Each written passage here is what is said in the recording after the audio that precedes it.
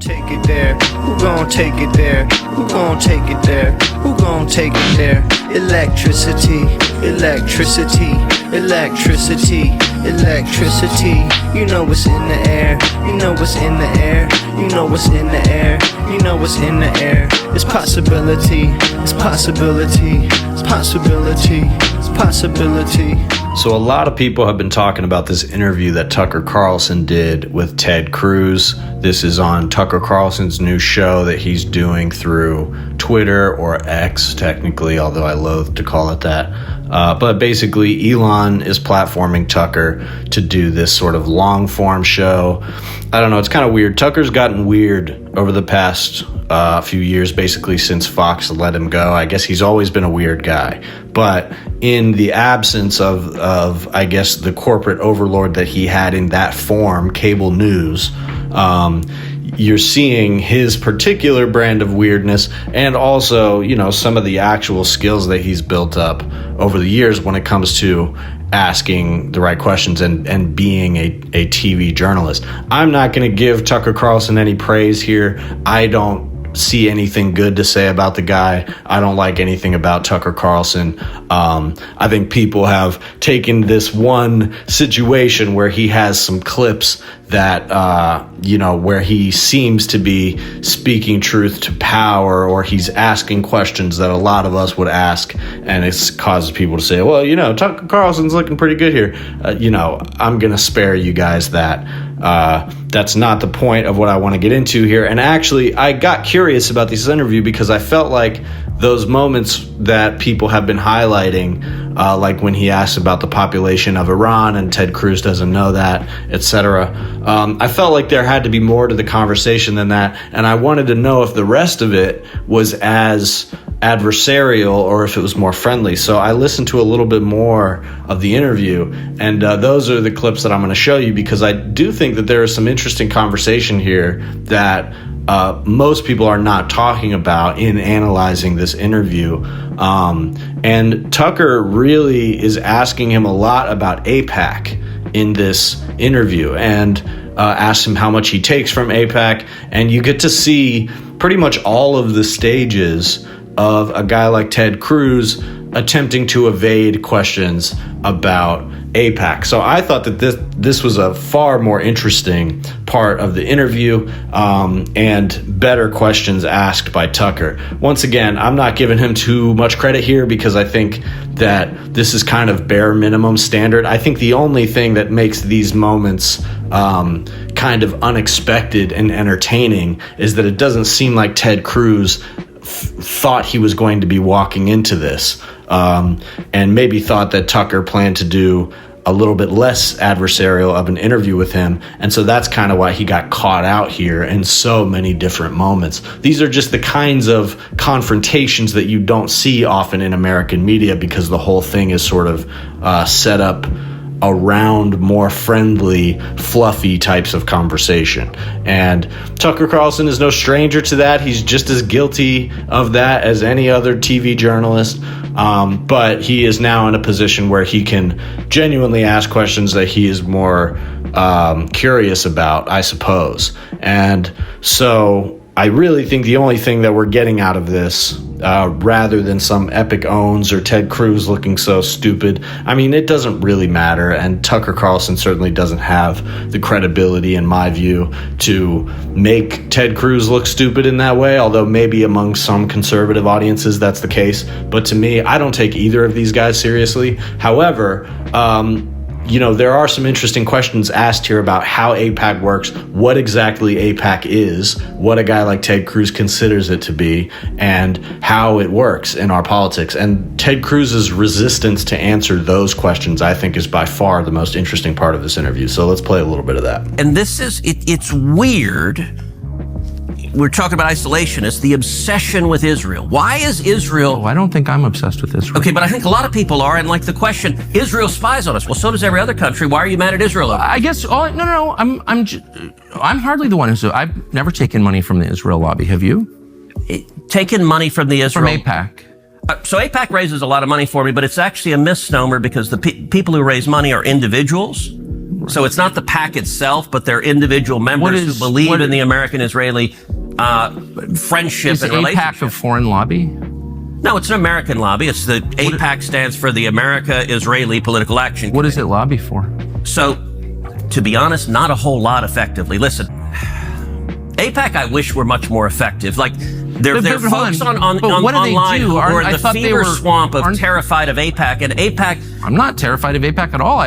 You're the one who seems a little uncomfortable when I'm asking. No, not uncomfortable at all. I'm just asking what AIPAC does. My understanding, having known a lot of people who work at AIPAC, is that it lobbies on behalf of the Israeli government. Wrong. Oh, okay. It's a simple question. Are AIPAC's goals shaped by the goals of the Israeli government? And I'm just going to ask you a question straightforwardly. And if you say no, I think we both know that's not true. Hey, are they shaped by? Are they coordinating with the Israeli government? Are they talking with them? Yes. Is Israel directing them? You want to talk about FARA, the law on lobbying on behalf of someone? Yeah. It is, I hire you and you lobby on behalf of me. I direct you. Does Israel direct AIPAC? No, they are not lobbying on behalf of them. Do they care about them? Yes, but... Do you think that it's just interesting because what you're now describing in a very defensive way, I will say, is foreign influence over our politics? No. And you began, and it's so transparently obvious to everybody. I don't know why you would be embarrassed of it. You've said that you are sincerely for Israel. I believe you. I don't think you have some weird agenda. You seem to be sincere. By the way, Tucker, it's a very weird thing. The obsession with Israel, when we're talking about foreign countries... It's hardly an obsession. You're not talking about Chinese, you're not talking about Japanese, you're not talking about the Brits, you're not talking about the French. The question, what about the Jews? What about the Jews? Oh, I'm an anti-Semite now. Senator, you're asking the questions, Tucker. You're asking, why are the Jews controlling our foreign policy? Senator, that's what you just asked. Hardly saying that, and I have... That is exactly what you just said. Well, actually, I can speak for myself and tell you what I am saying. Good. Which is to what extent, it's interesting you're trying to derail my questions by calling me an anti-Semite, which you are. I did not. Of course you are. And rather than be honorable enough to say it right to my face, you are in a sleazy feline way implying it, or just asking questions about the Jews. I'm not asking questions about the Jews. There's nothing to do with Jews or Judaism. It has to do with the foreign government. Isn't Israel controlling our foreign policy? That's not about the Jews. You said, I'm asking you... And by the way, you're the one that just called me, I think, a sleazy feline. So let's be clear. It's sleazy to imply that I'm an anti-Semite, which you just did. No, I just said, why is that the only question you're asking? You answer it. Give me another reason. If you're not an anti-Semite, give me another reason why the obsession is Israel. I am in no sense obsessed with Israel. We are on the brink of war with Iran. And so these are valid questions. But there are a million countries that lobby Washington. I like a lot of those countries, including Israel. But AIPAC are Americans. They're not Israelis. Hold on. There are tons of Americans who lobby on behalf of foreign governments. I know them. I'm related to some of them. I know how it works. I'm from here. So my question is not, is it outrageous that foreign governments lobby the United States? They all do, okay, including Israel. My only question is, why don't we admit that is what's happening? You're denying it, but it's true. Yeah, and what you're saying is false. Why aren't they registered as a foreign lobby? Because they're not. They're not a foreign lobby. No, they're not. And this is there's a fever swamp. Look, it's not a fever swamp. These are very reasonable questions. And you've accused me of being obsessed with Israel, which I'm not. I actually haven't. I've said isolationist. And being feverish about it, which I'm not at all. I find it's a very tender spot when you ask it, and I don't know why. Yeah, so Ted Cruz really does get worked up here, and Tucker Carlson kind of gets him worked up throughout this interview. A decent chunk of that was from early in the interview, and then some of it was them getting back to that subject later. And yeah, I mean, I can only assume that Ted Cruz didn't quite think this was going to be as sharp of an interview as it was. And that's why I think he kind of assumed the defensive posture of, why are you asking me so many questions about Israel? Because he doesn't want to talk that much about Israel. He doesn't want to talk that much about how much money he's taking from AIPAC or how that works. And it's not the kind of thing that you see often, politicians being questioned about the inner workings of some of these political action committees and just how the lobbying works and that sort of thing.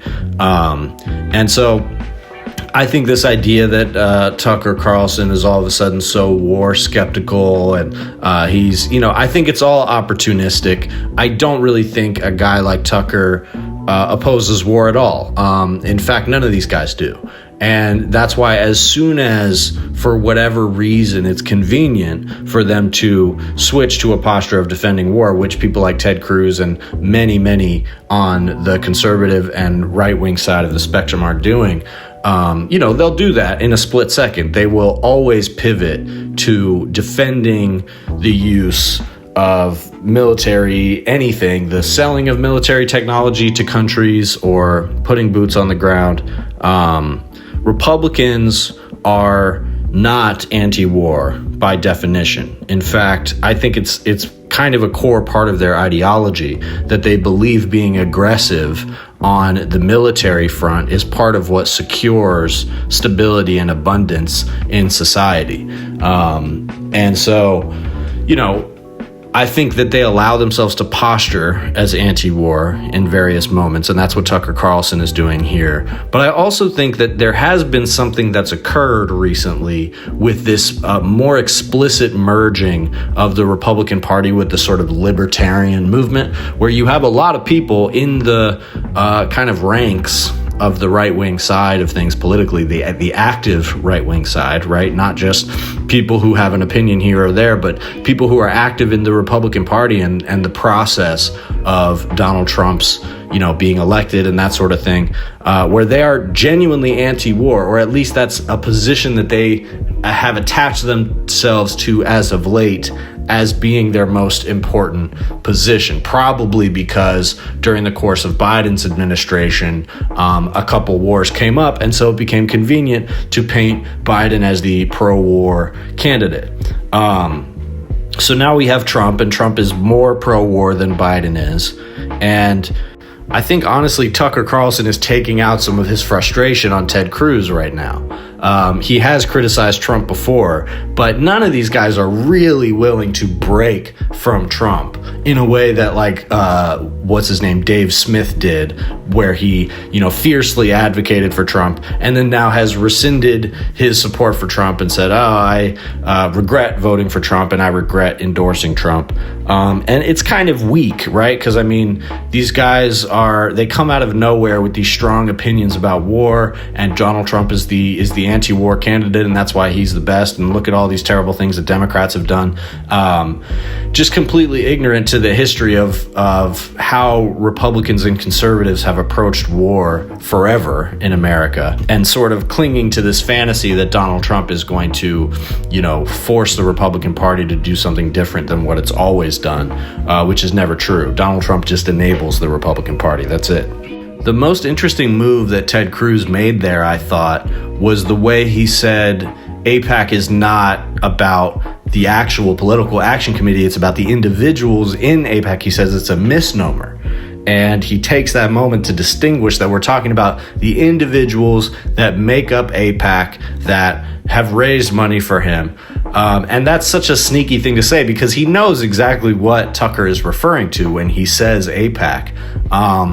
And he immediately responds to the idea of how much is raised for you by AIPAC. But then he has to make that distinction to distance himself from the idea that this is an entity that's raising money in support of Ted Cruz, similarly as how he wants to create distance between AIPAC as an entity and the Israeli government, and kind of scoffing at the idea that AIPAC is doing what the government of Israel wants AIPAC to be doing and wants the American foreign policy towards Israel to be. And that's the only connection that Tucker Carlson is drawing there. And he says pretty specifically that he's not even saying that's bad. But for some reason, he feels the need to try to get Ted Cruz to admit to the existence of this sort of pipeline of pro-Israel policy that is tied to a lot of money that people in America have.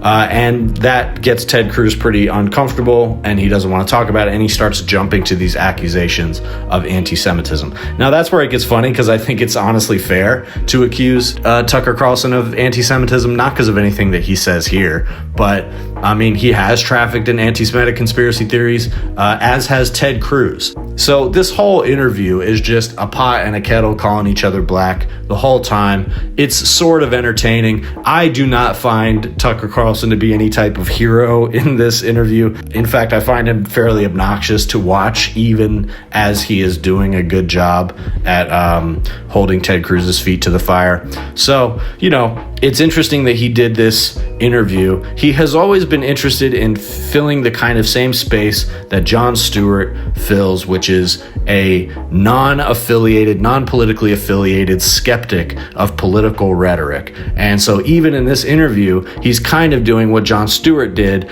with his long-form interviews that he did for Apple Plus or Apple TV or whatever. He had a show a couple years back where he was doing some really sharp interviews, and these politicians were walking into these interviews having no idea that this was he was going to issue some of the sharpest political journalism and critique that we've seen on TV in years. And so I guess Tucker probably took note that the format that Jon Stewart was doing that in is one that allowed for those kind of viral moments. And, it allows you to paint yourself as a skeptic on a certain choice issue. So I think that's all Tucker's trying to do here. Why it has to do with Israel, I don't know. Who cares? I don't think it has anything to do with real empathy towards Palestinian people, although he has mentioned them before. And I don't think it's worth trying to analyze what exactly Tucker Carlson's motivations are. I don't see him as a person who has straightforward, earnest motivations in the same way that most of us would. So we can kind of write him off in that sense. But it is definitely good to see Ted Cruz squirming about AIPAC. So I appreciate that. So just some updates on some other things that are going on. I saw some pretty interesting protests of the war in Iran, the potential war with the U.S. and Iran, and the ongoing war with Israel and Iran in New York City. So we are seeing some unrest in the streets here related to this war, and it looks like it's tying in pretty closely with the Palestinian liberation movement, and that is not too many steps away from the Mexican Pride and the Hispanic Pride movement, as well as the anti-ICE protests that we've been seeing in the streets of LA. So you're starting to see these things bubbling, and in some moments these movements have come together already in a strong way. And everything that the administration is doing seems to be pouring fuel on this very fire, the things that are motivating people to get out in the streets the most. So it's something to keep an eye on for sure. That's why I keep updating you guys about it. Another thing that happened in California, which is sparking a lot of outrage and some unrest, is this kid. I showed a little bit of this video yesterday, but in a Walmart parking lot, there were some ICE raids happening, some activity where I guess they were going after some of the employees or one of the employees that works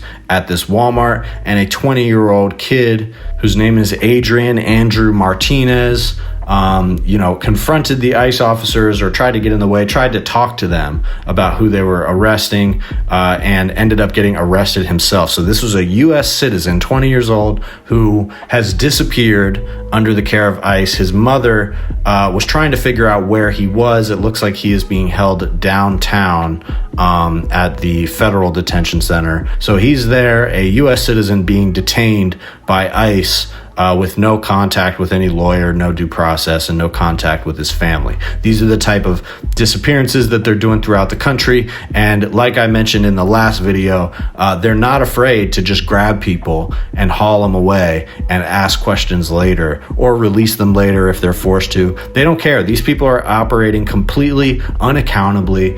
And they are pillaging our streets, grabbing people out of their communities. And this is why we can't take people like Tucker Carlson seriously when they pretend to be anti-war doves and anti-American tyranny and government tyranny. It's all bullshit because they see this stuff happening. They turn a blind eye. They demonize immigrants and members of the community and protesters rather than recognizing that they have empowered the type of evil that when you see it unfolding in a country, you recognize that some very, very serious, that some irreversible lines are being crossed in terms of people's civil rights being abused. ICE being able to detain U.S. citizens, no questions asked, no due process, no warrant for anything. I believe that's what this kid was asking these ICE agents for, is a warrant, and saying that you can't arrest this guy without a warrant, which is true. And for that, they arrested him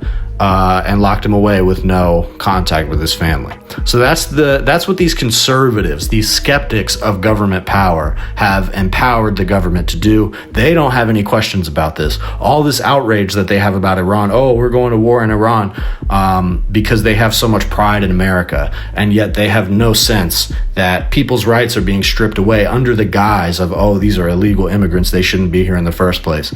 ICE and the federal government in this context does not care about anyone's rights, and this is the direction that we are going in. So I think if Donald Trump is going to get us into a war with Iran, it's good for all this stuff to be happening at the same time, because all of the opposition to these different things, I think, is going to coalesce very quickly into a very powerful movement against the conservatives.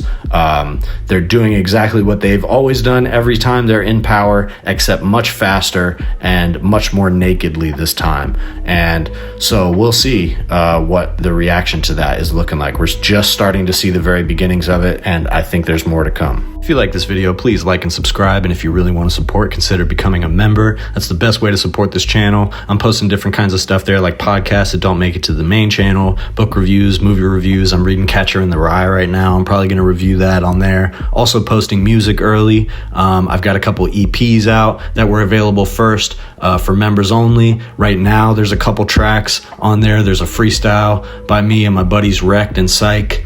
So if you want access to all that, different podcasts and other stuff, become a member. And if there's other kinds of content that you'd like to see for members only stuff, then let me know and we'll work some things out.